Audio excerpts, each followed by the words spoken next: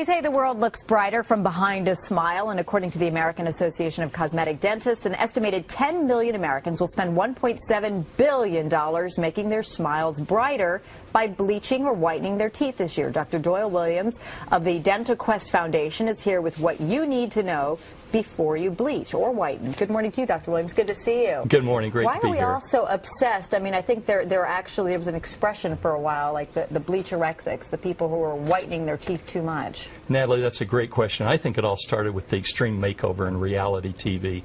But everybody saw that you could have white teeth in a matter of what looked like minutes or hours, and we just became obsessed with it. And there are so many over-the-counter products now that you can buy and use at home.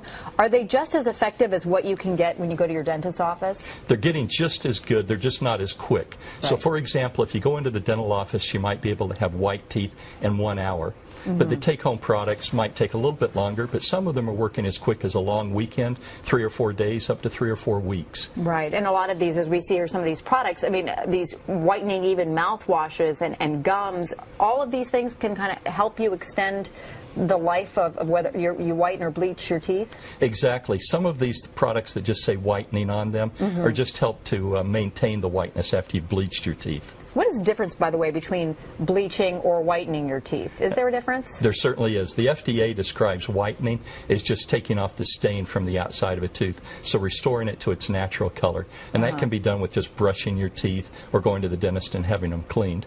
Whereas bleaching, we use a hydrogen peroxide, and we're actually going to lighten the tooth above its ability to naturally be white. Are all teeth created equal when it comes to whitening, or should some people stay away from it? It's not going to work for them. And definitely they're not created equal. And we've got some pictures that I think the audience is going to see that will show yellow and brown stains tend to whiten and brighten very well. Gray stains are a little bit harder to cover up because they've got some dark pigments in them. It may take power bleaching to do that.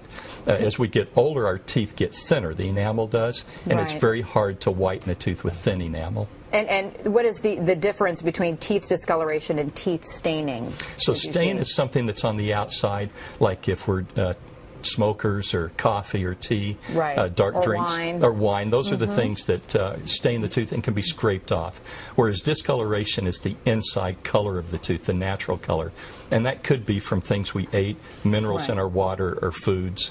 Right. And let's talk about some of the bleaching and whitening products that we have here. And as we mentioned, some of these traditional toothpaste whitening products, how do they hold up when it comes to actually whitening your teeth? That's a great question. So the toothpaste with whitening, they have a minimal benefit, but they can whiten maybe 1 or 2 shades, what will appear to be 1 or 2 shades, just by removing all the stain from the outside of a tooth. And I imagine just by maintenance and obviously brushing your teeth all the time, if you have had any bleaching or whitening, that's also going to help you maintain that look. That is a terrific way to maintain the whitening. Right. Okay. And then what about the non-traditional whitening products? As we mentioned, the mouthwash, the gums, floss.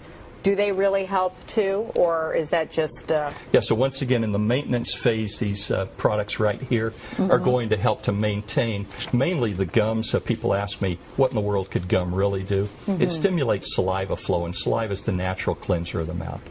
These products in the middle are the ones that really do the bleaching. Yeah. So these are your gels and your trays and your white strips, those kind of things. Right. And these have a hydrogen peroxide in them that is a bleaching agent at different concentrations. The lower the concentration, the longer it takes to bleach. Now, what about when you go to the dentist's office and you see the light technique that they use too, the blue light? Does that work? I mean, what is it about that technology that is different than what you get in the gels or the strips? And that's actually been introduced into one of these over-the-counter products that has its own little blue light in it. Which one, really? This one here.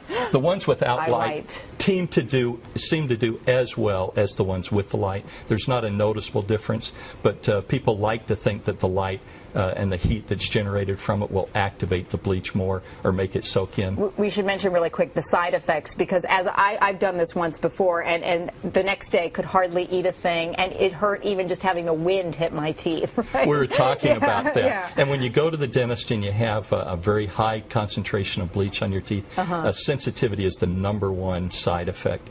The second one is... that goes away with time, though, right? It certainly does. As your teeth remineralize, they get better and the sensitivity goes away.